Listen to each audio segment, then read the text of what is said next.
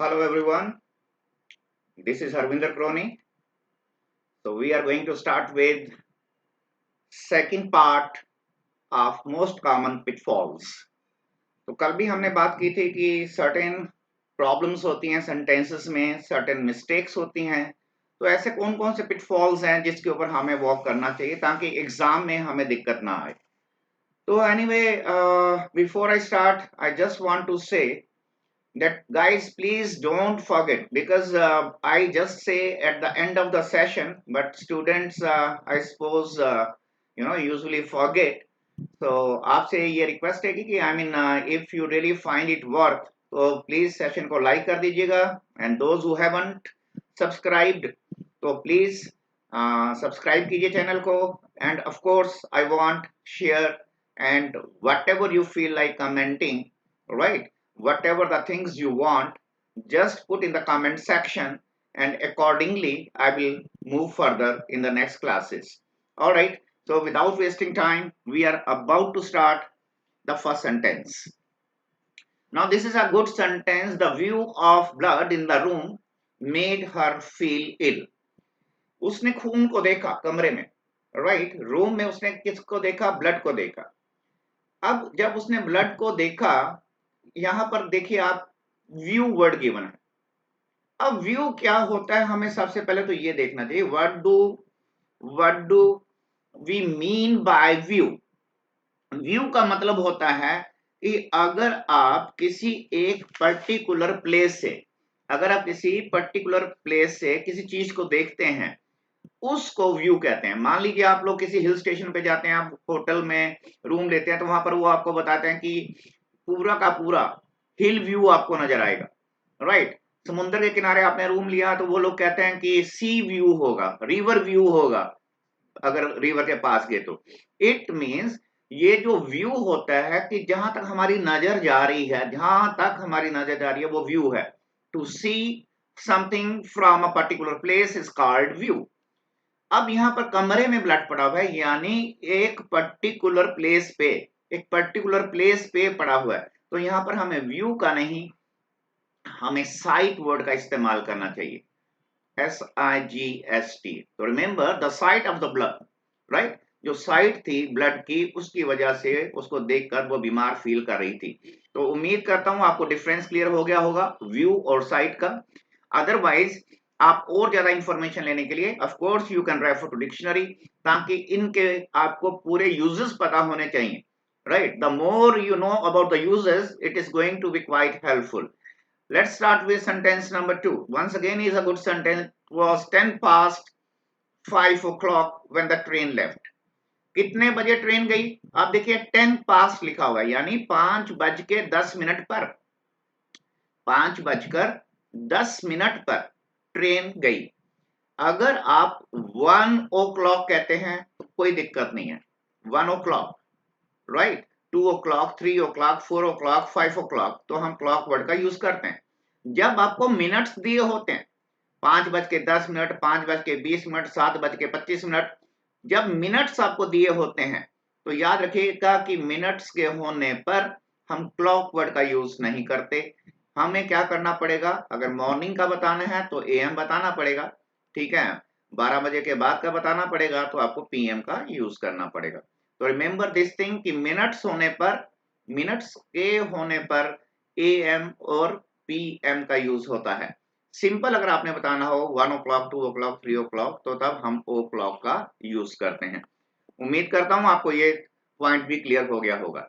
चलिए शुरू करते हैं next sentence. Many people tend to become less imaginary as they grow old. अब यहां पर हमें देखना है इमेजिनरी क्या है. इमेजिनरी का तो मीनिंग होता है जो चीज एग्जिस्ट ही नहीं करती, वो तो सिर्फ माइंड के अंदर है, एक्चुअलिटी में उसका एग्जिस्टेंस नहीं है, ठीक है? इमेजिनरी जो भी होगा वो डज नॉट एग्जिस्ट, उसका कोई अस्तित्व नहीं है, क्योंकि वो सिर्फ एक माइंड की उपज है, इमेजिनेशन है, कल्पना मात्र है, ठीक है? काल्पनिक है, उसका रियलिटी से कोई लेना देना नहीं है, इमेजिनरी. अब यहां पर लिखा हुआ है many people tend to become less, क्या बन जाते हैं? लेस इमेजिनेटिव हो जाते हैं. ध्यान रखिएगा, लेस इमेजिनेटिव। तो याद रखिए, what do we mean by imaginative? Imaginative का मतलब होता है creative, is quite an imaginative author, बहुत ही क्रिएटिव ऑथर है। तो आपने देखा लोग क्या हो जाते हैं, जब एज ज्यादा हो जाती है तो वो लेस क्रिएटिव हो जाते हैं, ठीक है, लेस क्रिएटिव हो जाता है। तो यहाँ पर इमेजिनरी नहीं आना चाहिए था, इमेजिनेटिव आना चाहिए था। तो remember to pick up the right word. Let's go for the next sentence. I am hiring a house near the airport. अगर कोई व्यक्ति किराए पे जगह ले रहा है, ठीक है, मकान किराए पे ले रहा है, ठीक है, दुकान किराए पे ले रहा है, तो दुकान, मकान, ऑफिस जो किराए पे लिए जाते हैं उनकी ड्यूरेशन लॉन्गर होती है, उनकी ड्यूरेशन लॉन्गर होती है, ठीक है। ये तो नहीं कि 2 घंटे के लिए ऑफिस किराए पे लेगा या 1 दिन के लिए घर किराए पे लेगा, ठीक है। आपको ध्यान देना है, जब ड्यूरेशन लॉन्गर होती है कि वो एयरपोर्ट के पास घर किराए पे ले रहा है, तो आप रेंटिंग वर्ड का यूज कीजिए। I am renting a house. अब आप ध्यान दीजिएगा, किराए पे देना, किराए पे लेना जब आप करते हैं तो आप प्लीज याद रखिए लॉन्गर ड्यूरेशन के लिए आप रेंट लगाएं, शॉर्टर ड्यूरेशन के लिए, शॉर्ट ड्यूरेशन जो होती है, जैसे मान लीजिए आपने कहीं पे जाना है, ठीक है, तो आप कहते हो कि यार ऐसा करते हैं कि लेट्स हायर अ कैब। तो आप क्या करते हैं, आप कहते हैं कि लेट्स हायर अ कैब, ऐसा करते हैं एक कैब को किराए पे ले लेते हैं। तो कैब जो आपने किराए पे ली 2 घंटे के लिए, 1 घंटे के लिए, ठीक है, 6 घंटे के लिए, तो जब ड्यूरेशन शॉर्ट होगी तो आप हायर वर्ड का इस्तेमाल कीजिए, ड्यूरेशन लॉन्गर होगी तो तब आप रेंट वर्ड का इस्तेमाल कीजिए, राइट। चलिए आगे करते हैं, sentence number 5। In future it is quite possible that he will run his own business. आप देखिए यहां पर लिखा है फ्यूचर में, ये संभावना है, ठीक है, ये क्वाइट पॉसिबल है कि वो अपना बिजनेस करेगा, फ्यूचर में ऐसी संभावना है। तो फ्यूचर का मतलब होगा भविष्य में ऐसी संभावना है कि वो अपना बिजनेस करेगा। तो उसके लिए आपको लिखना होता है in the future. In the future means sometime in the future, ठीक है, भविष्य में जब भी उसको मौका मिलेगा, ठीक है, भविष्य में तो वो अपना बिजनेस करेगा। अब बात आती है इन फ्यूचर का मीनिंग क्या होता है, सिर्फ इन फ्यूचर। इन फ्यूचर का मीनिंग होता है फ्रॉम नाउ ऑन, अब से, फ्रॉम नाउ ऑन। मान लीजिए मैं आपसे कहता हूं कि देखिए मेरे क्लास में मान लीजिए आप आए, लेट आए, तो मैं कहता हूं कि in future if you come late I won't allow you to attend the class. In future if you come late means आज से, अब से अगर तुम लेट आए तो मैं आपको क्लास अटेंड नहीं करने दूंगा। तो आपको क्लियर हो गया कि इन फ्यूचर का मतलब है अभी से, फ्रॉम नाउ ऑन। और इन द फ्यूचर मीन्स क्या हो गया, सम टाइम इन फ्यूचर, भविष्य में, ठीक है। तो प्लीज ध्यान रखिएगा कि अगर भविष्य में समय मिला, ठीक है, उसे मौका मिला, ये संभावना है कि वो अपना बिजनेस करेगा, तो यहाँ पर इन फ्यूचर नहीं होना चाहिए था, इन द फ्यूचर होना चाहिए। उम्मीद करता हूं आपको सेंटेंस नंबर 5 भी क्लियर हो गया होगा। तो let's start with sentence number 6। They spent the whole day. उन्होंने सारा दिन बिता दिया किस चीज में, फाइटिंग अगेंस्ट ईच अदर। देखिए उन्होंने पूरा दिन बिता दिया किस चीज में, फाइट करते रहे एक दूसरे के साथ। अब आपको ध्यान रखना है कि हमें यहां अगेंस्ट की कोई जरूरत नहीं है। They spend the whole day fighting, सारा दिन बिताया फाइट करते हुए एक दूसरे के साथ, ठीक है। अब यहां पर आपने देखा कि फाइट के साथ अगेंस्ट लगा हुआ है, तो ये कब आता है, जब, एक बार फिर से ध्यान रखिएगा, जब ड्यूरेशन लॉन्गर होगी, जब ड्यूरेशन लॉन्गर होगी। मान लीजिए कुछ लोग हैं वो अन्याय के विरुद्ध, ठीक है, इनजस्टिस के विरुद्ध फाइट कर रहे हैं, केस फाइट कर रहे हैं। तो ये केस 1-2 दिन में हल नहीं होते हैं, तो इनको काफी लंबा समय लगता है। तो इसलिए हम कहेंगे कि well they are fighting against injustice, they are fighting against injustice.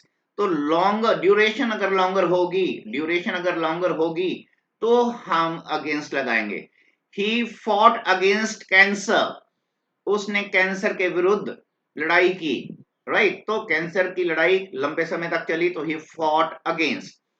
Eight present we are fighting against कोविड-19।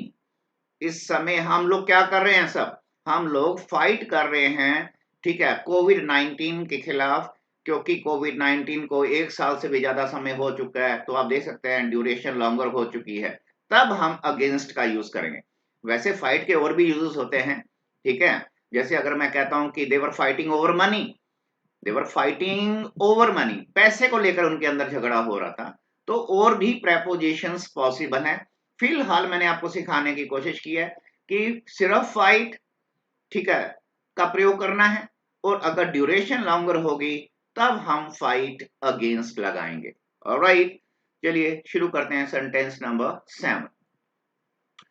ये थोड़ा सा टफ सेंटेंस है। Bangalore is far from Delhi.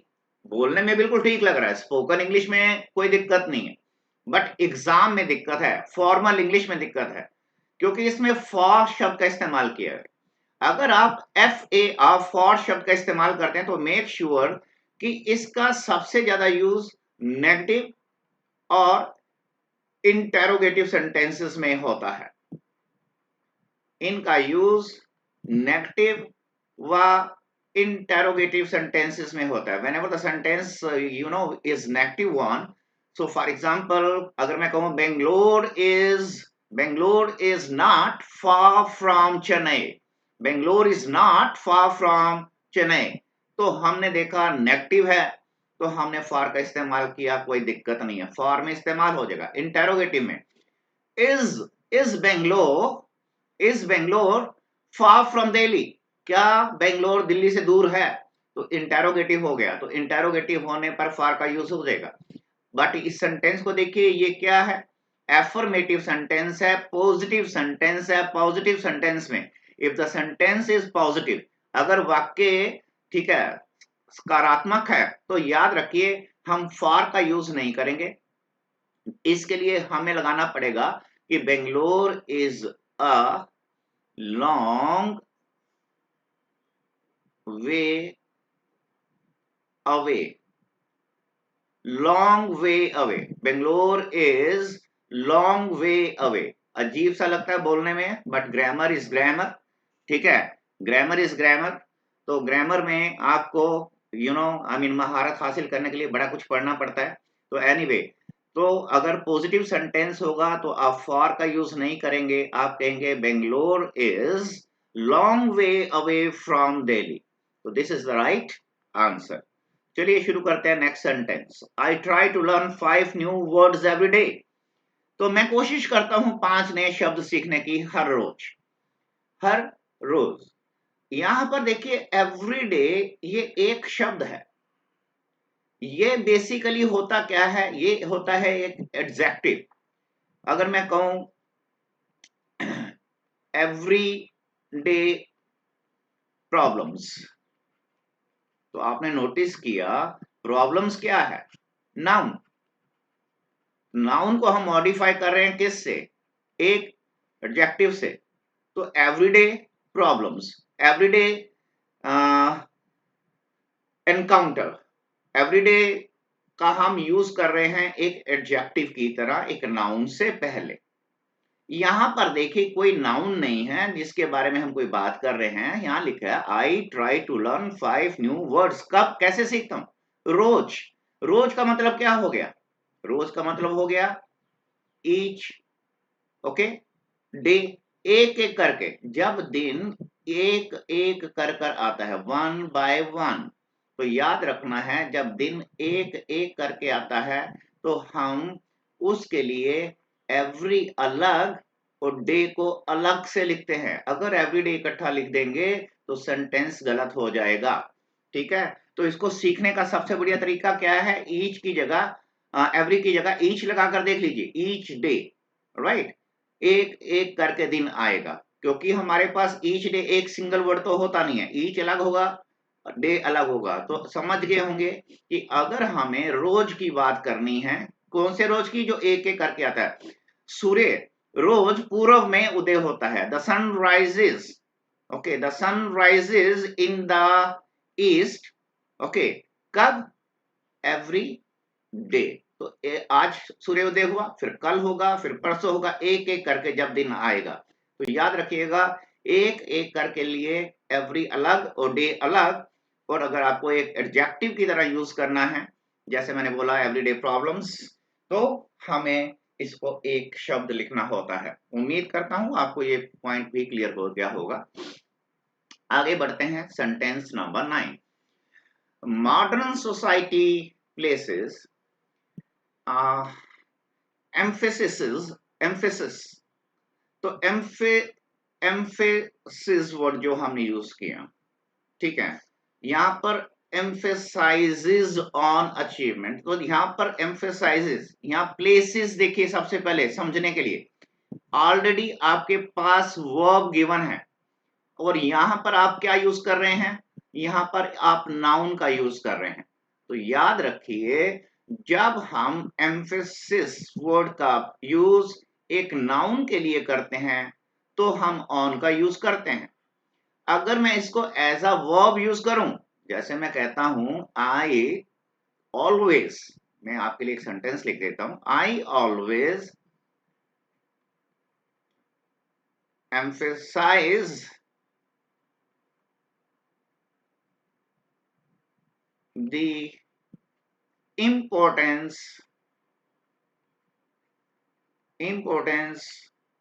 of grammar। तो मैं हमेशा ग्रामर की इंपॉर्टेंस के ऊपर बात करता हूं, जोर देता हूं। I always go, I always play, I always emphasise. अब आप नोटिस कर सकते हैं कि यहां पर ये क्या है? यहां पर एम्फेसाइज एक वर्ब है।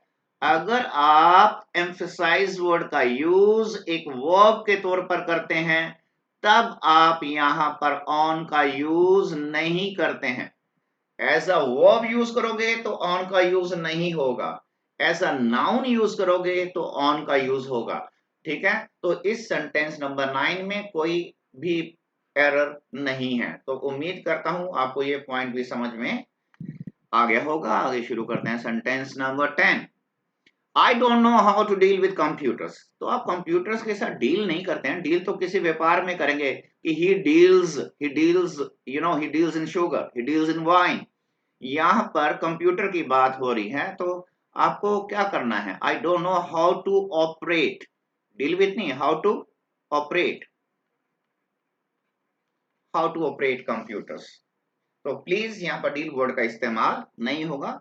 तो बेसिकली हमें ये पता होना चाहिए कि हम I don't know how to handle, I don't know how to handle. तो हमें राइट वर्ड को यूज करना है, ठीक है, जो हमारे लिए उपयुक्त शब्द होगा उसका प्रयोग करना है। तो यहाँ डील का यूज नहीं होगा, जो कि व्यापार करने के लिए होगा या किसी से डील करते हैं व्यक्ति के साथ। चलिए आगे शुरू करते हैं, number 11। English contains a great deal of idioms. English contains a great deal of idioms. अब आप नोटिस कीजिए प्लीज, idioms काउंटेबल नाउन है। तो नेचुरली अगर आपका नाउन जो है काउंट नाउन है, काउंटेबल नाउन है, तो काउंटेबल नाउन के साथ आ ग्रेट डील का यूज नहीं होगा। आ ग्रेट डील ऑफ, आपको पता होना चाहिए आ ग्रेट डील ऑफ का यूज, ठीक है, अनकाउंट के साथ, यानी अनकाउंट नाउन के साथ, अनकाउंटेबल नाउन्स के साथ यूज किया जाता है आ ग्रेट डील। ठीक है, तो यहां पर इट मीन्स मेरे को कोई ऐसा ईडियम लेना है जो इस काउंटेबल के साथ यूज हो जाए, तो मैं यूज कर सकता हूं a great many, a great many. So English contains a great many idioms. तो आपको समझ में आ गया, a great deal of pleasure, a great deal of money, a great deal of tiredness। तो आप देख रहे हैं टायर्डनेस, प्लेजर, ये सब क्या है? अनकाउंटेबल हैं। तो अनकाउंटेबल के साथ अ ग्रेट डील ऑफ, और काउंटेबल होने पर अ ग्रेट मैनी, और you can say a large number of, ठीक है, lots of, a lot of, बड़े सारे हमारे पास ऐसे फ्रेजेस हैं जो यूज हो सकते हैं, सिर्फ हमने ये ध्यान रखना है एग्जाम में कि काउंटेबल के साथ आ ग्रेट डील ऑफ का यूज नहीं करेंगे, सम अदर इडियम जो काउंटेबल्स के साथ यूज हो पाए। शुरू करते हैं number 12। Day after day the world is becoming a nicer place. ये दुनिया एक अच्छा स्थान बनती चली जा रही है। ठीक है, धीरे धीरे ये दुनिया अच्छी होती चली जा रही है, रहने लायक होती चली जा रही है, नाइस होती चली जा रही है धीरे धीरे। तो अगर ग्रेजुअली ग्रेजुअली आपको शो करना है तो वहां पर आपको डे आफ्टर डे का यूज नहीं करना है, आपको यूज करना चाहिए day by day, day by day. Day by day means slowly, gradually, धीरे धीरे, slowly, gradually, for many days, जिसमें दिन काफी लग रहे हैं पर धीरे धीरे धीरे। ठीक है, स्लोली जो है ये दुनिया अच्छी होती जा रही है। तो प्लीज याद रखिए day by day means slowly for many days. अब बात आती है कि फिर ये डे आफ्टर डे का यूज क्या होता है। तो डे आफ्टर डे अगर आपने लगाना हो, डे आफ्टर डे, इसका यूज करते हैं रिपीटेडली, बारंबार, रिपीटेडली।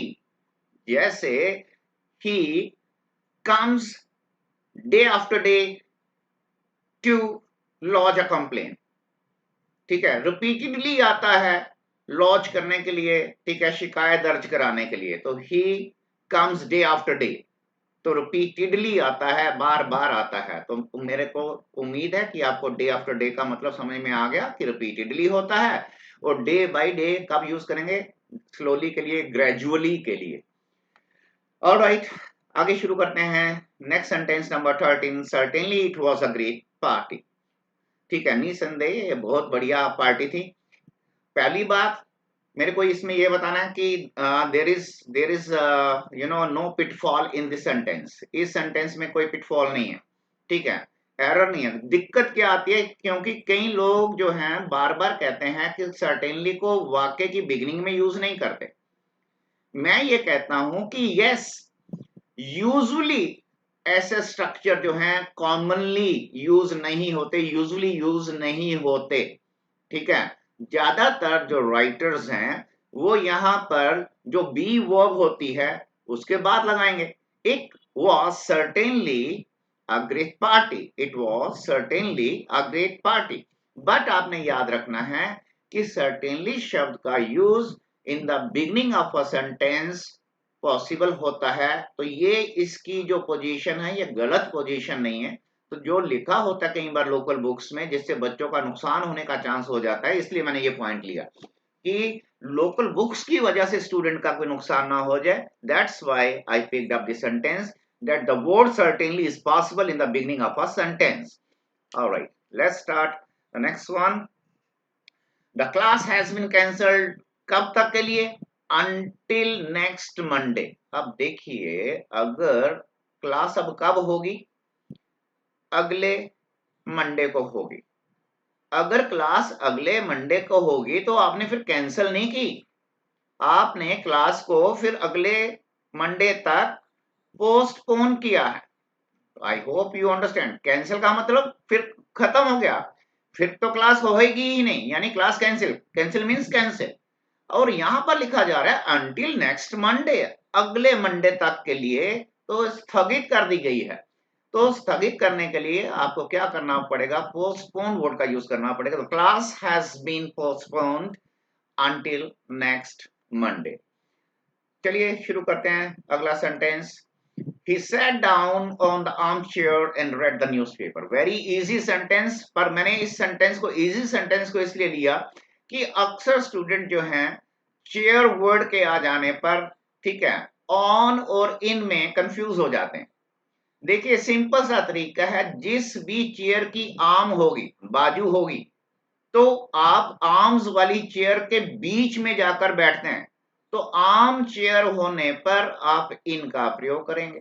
सिर्फ चेयर हो, सिर्फ चेयर, तो he sat down on the chair, he sat down on the chair, वो चेयर पे बैठ गया। अगर मेंशन किया गया है आर्म चेयर तो समझ जाइएगा कि वो दोनों आर्म्स के बीच में जाकर बैठता है, इसलिए इनका यूज यहाँ पर होगा।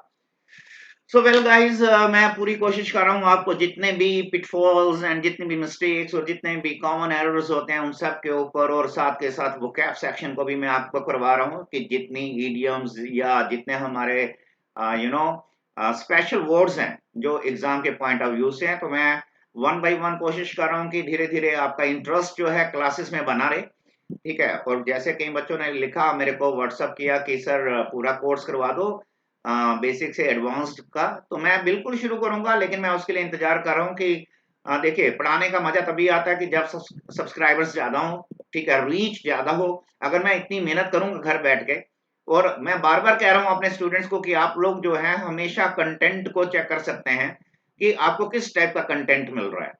तो all such things are going to be quite helpful, but उसके लिए आपका साथ जो है वो जरूरी है।